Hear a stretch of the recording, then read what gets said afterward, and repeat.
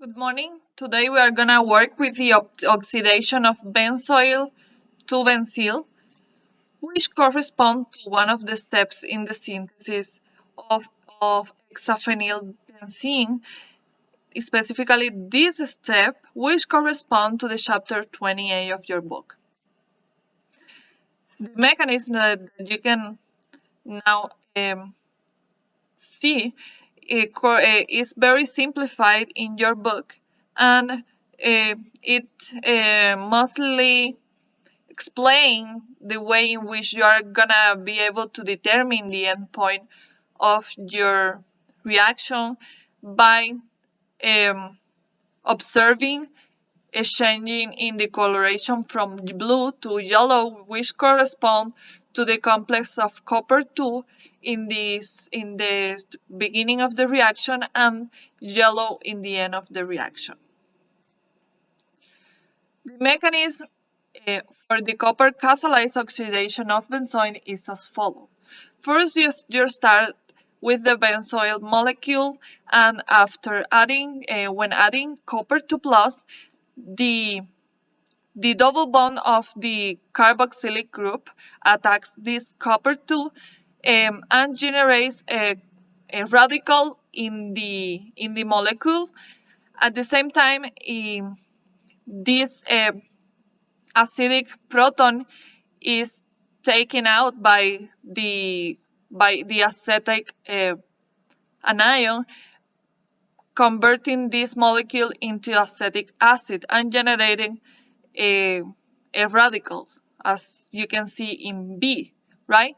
After this, another molecule of copper is used to then remove this second acidic proton by the reordering of this radical to this carbon position in which the radical is more stable. Remember the stability of radicals, that the radical is more stable when in carbon, and there are more substitutes.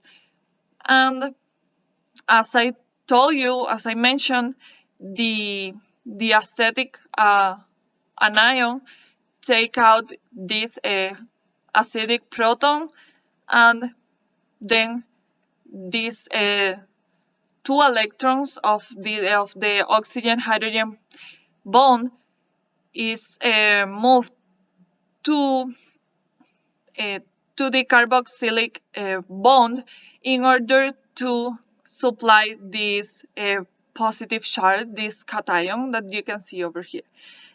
As a result, we get the benzil molecule. Then, the steps for the synthesis are as follow. In a 25 milliliter round bottom flask, you need to add 1.75 grams of benzoyl, 5 milligrams of glacial acetic acid, 0.8 grams of ammonium nitrate, 1 milliliter of 2% sodium of cupric acetate, and 2 boiling chips. Of course, you need in this case to attach reflux condenser equipment and bring it to a gentle boil in order for this reaction to proceed. Then you need to boil the blue solution for 1.5 hours, and as I mentioned before, you will observe a color change to light green, and then is when you need to cool the solution to between 50 and 60 degrees Celsius and put it into a 10 milliliters of ice water. Then you need to keep stirring and collect the crystals by vacuum filtration and wash them with water. Then you need to press the product and dry it as possible on the filter. And of course report the percent yield. Then in this case, I'm going to mention some details and safety in the reaction for you to take it into consideration. First, as you can see here, a gas trap is not necessary, recrystallization is not necessary, and the safety is because mostly remember that you always need to use your protection mediums such as your gloves, your goggles, your lab coat. But in this case, you need to pay attention, special attention to the glacial acetic acid, since it can cause chemical burns, but it may not be noticed immediately on your skin, since it is classified as a weak acid. Avoid inhalation, of course use your gloves. The ammonium nitrate is classified as a strong oxidizer that can cause fire. Note that the ammonium nitrate is a potentially explosive substance, since it has both a strong oxidizer, nitrate, and a reducer, ammonium, in one molecule. Heating a solid can cause an explosion of this salt, and that's why you need to use only as directed in the guidelines for the exercise. Of course, avoid contact or breathing dust, and use your gloves. The case with the benzoin, you need to read the safety sheet for potential damaging the DNA effects. You need to avoid contacts of breathing dust, and of course use gloves. The case of the benzil, again, you need to see the safety data sheet because it is seriously corrosive and can cause eye injuries. That's why, again, you need to avoid contacts or breathing dust and use gloves. In the case, I forgot to mention that you can, as you may notice already, that we need 2 moles of copper 2 plus or for this mechanism.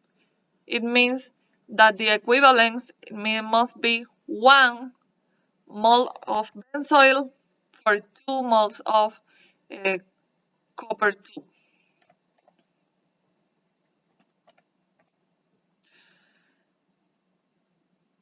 In this case, as you may have noticed by the mechanism, the copper 2 acetate is going to be your catalyst.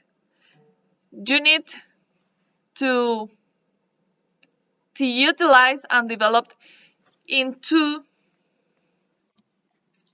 it is utilized and developed into a shark repellent by the chef Julia Riel during the World War II. And then when the Euros in Indianapolis was toppled by during the war, more than 600 of the survivors were killed by sharks because they went into the water without shark repellent.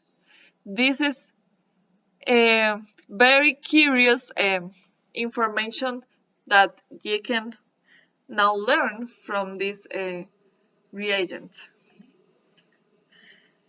Finally, the spectroscopy for benzil. As always, you need to obtain the IR spectrum and you need to use the minimal sample possible, as it may not be possible to recover it. Also, you need to obtain a proton NMR spectrum and use chloroform as solvent in order to recover your sample by putting it into the solution onto a wash glass for a further use of this product. And that's it. This was a very fast explanation and a very fast procedure.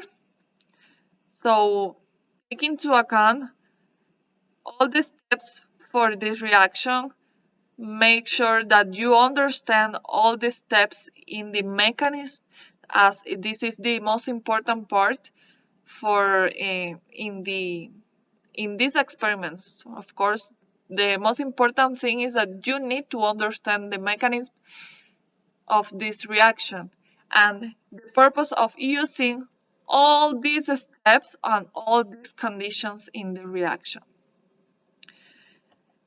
As always, I tell you, if you have any doubt or need any help understanding or studying for this specific experiment or other one, you can always contact me using my email, and we can arrange individual meetings if needed. I can answer back if no meeting online is required, but you can also always contact me.